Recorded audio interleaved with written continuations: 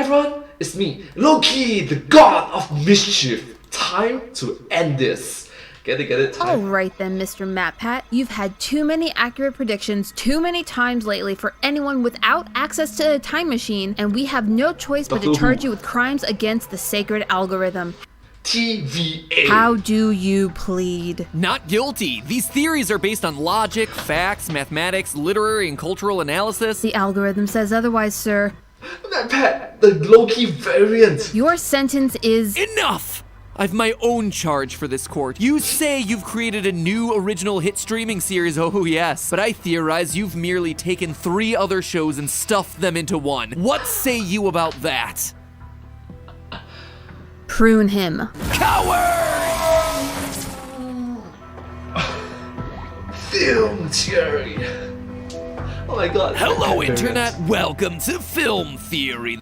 MatPat variant on film theory. Hello everyone. Okay, sorry. Hello Internet. Welcome to film theory. The show that reminds you that the sacred timeline dictates you will subscribe to this channel for mind-blowing theories every week.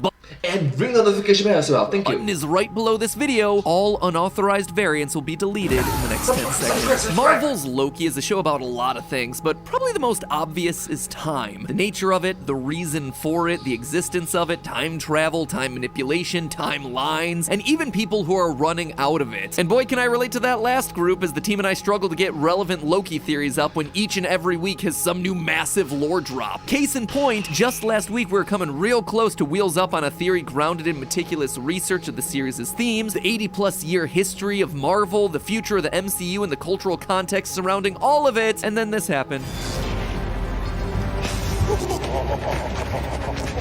Well, poop. But wait, here's the thing. Yep, the timekeepers was machines, was robots, was controlled. Theorists, no sooner had we puppets. scrubbed our whiteboards clean of a week's worth of research, then a new, better idea came into the focus. One that not only adheres to comic lore and Easter eggs that we're seeing hidden on the show, but one that perfectly fits Disney's initiatives for this new era of superhero and supervillain. Get this.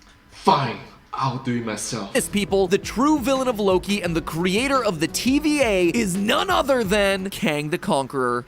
Yes. Of course, we knew. Wait, no, don't click off. No, I know everyone and their new rock stars has been predicting this thing for months, ever since the first trailer for Loki came out. And then, literally every single week afterwards. Heck, I even had an earlier theory that briefly commented on the exact same thing. In the comics, this name belongs to a princess, consort, and on-again, off-again romantic interest to Kang the Conqueror.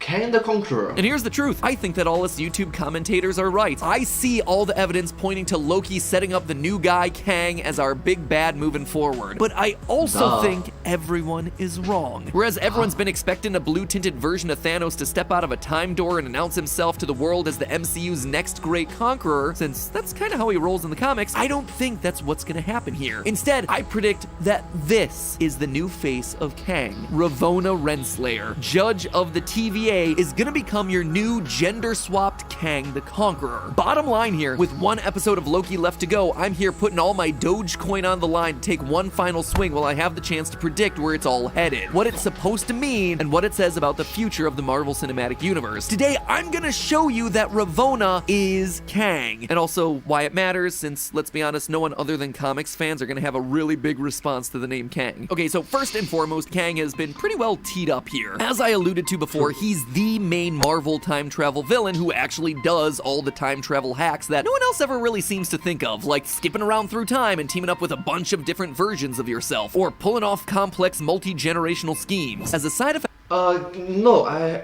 agree with you, but at the same time I also disagree with you, because this is the multiverse that we're talking about. They are good Kang the Conqueror and they are bad Kang the Conqueror. They are bad Kang the Conqueror that fight against each other. They are bad Kang the Conqueror that work together with each other. So, what you're saying is both correct and wrong because of the multiverse.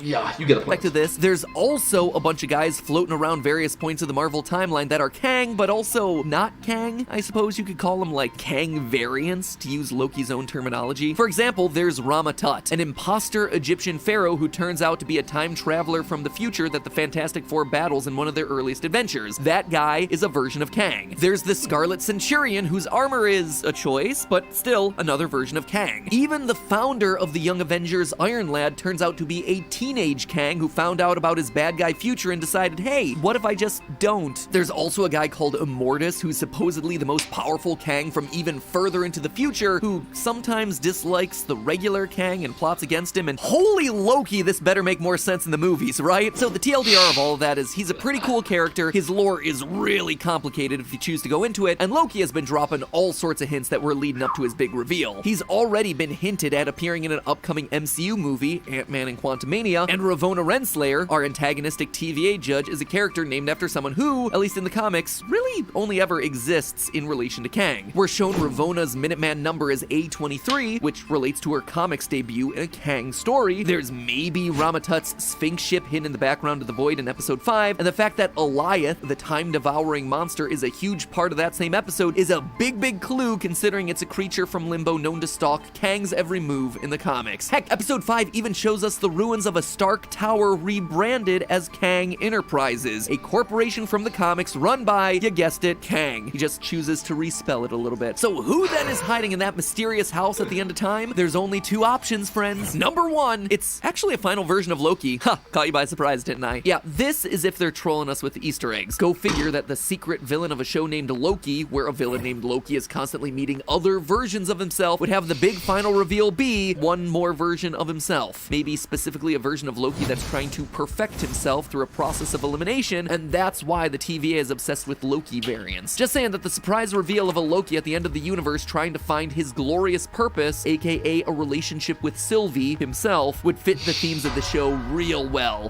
Well, not necessarily himself, because Loki can be both a girl and a boy, no matter the universe. So yeah, God of Mischief, get it? God of Mischief can be both a male and a female.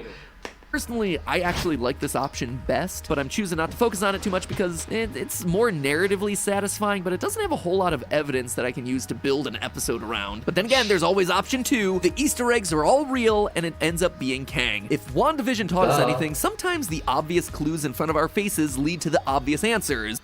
Agreed. And because of that, you must remember, it was Agatha all along, yeah!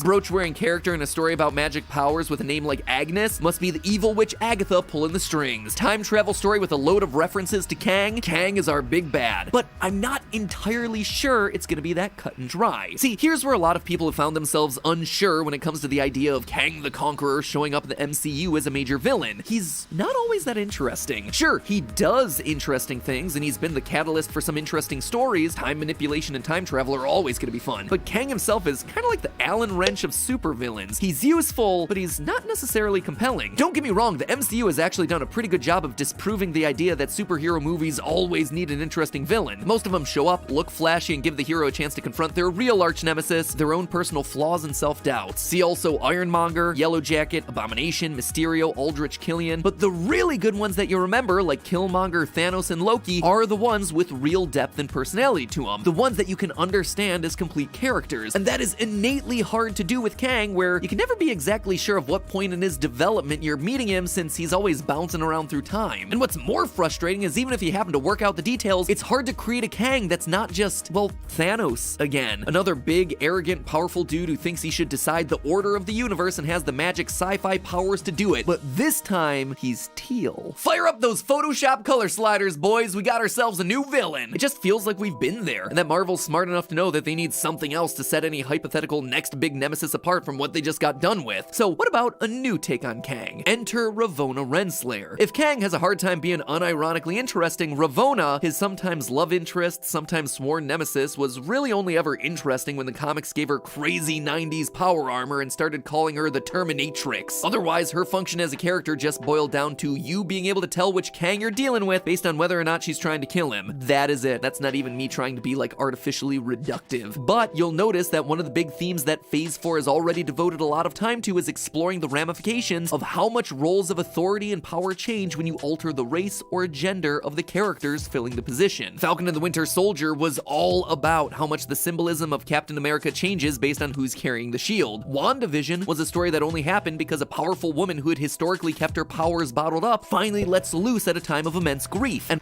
think about it. If she does it, she's a villain. If Doctor Strange does it, he's a hero? That's not fair, right? Black Widow has Natasha debating the Widow persona's glamorized celebrity status and sexualized acrobatic fighting techniques. Heck, the first big reveal of Loki is a gender-swapped Loki who, as our Loki himself admits, is the only one of the numerous versions that he believes can save the universe. Multiverse or whatever you want to call it. So why not end the series with yet another big reveal, a gender-swapped Kang. Ravonna, as portrayed on the show, fits the theme. In the comics, she's the daughter of a king from the future who Kang tries to marry simply as a part of his quest for power. Using a woman purely as an object? Yeah, that story ain't gonna fly in 2021. And Disney knows it. Thus far, the version of Ravonna on Loki appears to be a much different and much more complex character. True, case in points, different eras, different generations, maybe in the past generations, society... But in my generations, right here, right now, you will get reputational destructions.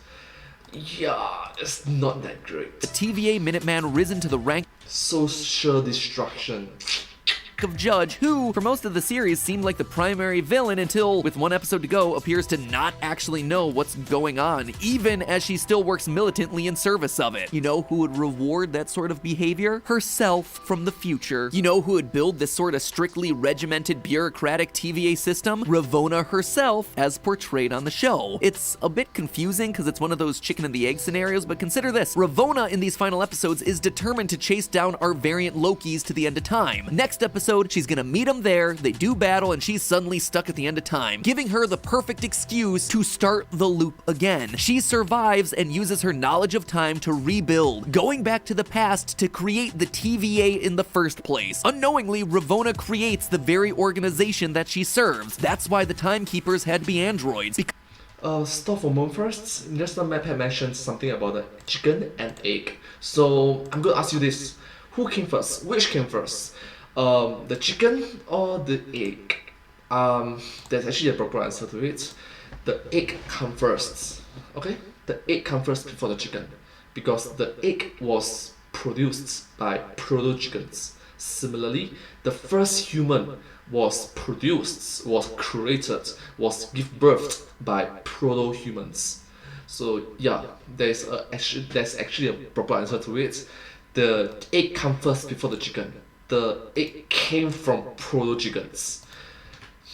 Because there is no one behind the curtain. It is just Ravonna from the future. The cinematic universe's incarnation of Ravonna isn't Kang's lover, partner, nemesis, or otherwise. She is Kang herself. Or she will be after the events of Loki, and this is her origin story. The point is this. That would be quite the twist, but it would also make sense within the actual plot of the series and the meta-narrative of playing around with the expectations of hyper-invested clue-hunting Marvel fans. With Thanos, the good guys of the MCU faced down the end of the world in the form of an omnipotent big bad dad who was absolutely certain he knew what was best for the universe.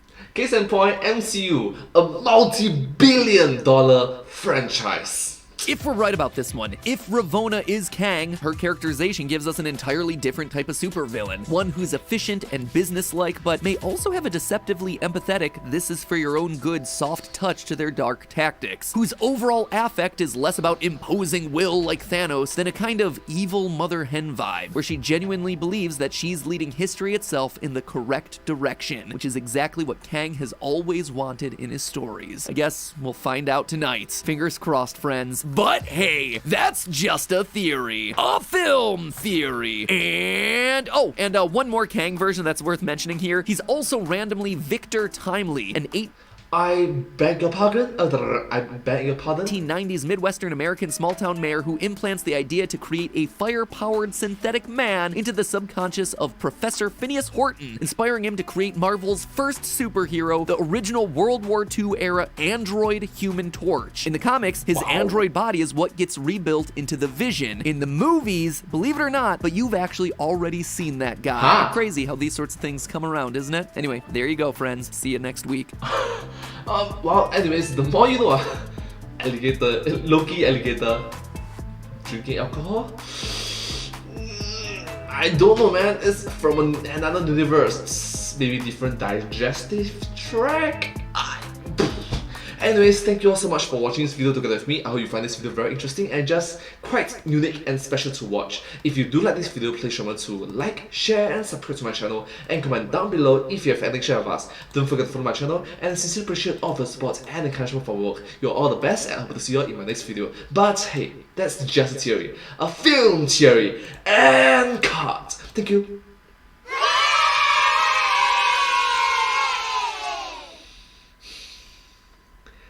And I hope to see you all in my next video. Bye! Once again, please do remember to subscribe. I'm very thankful and grateful, appreciative for your motivating, encouraging, wholesome, positive feedback. Thank you so much. 加油!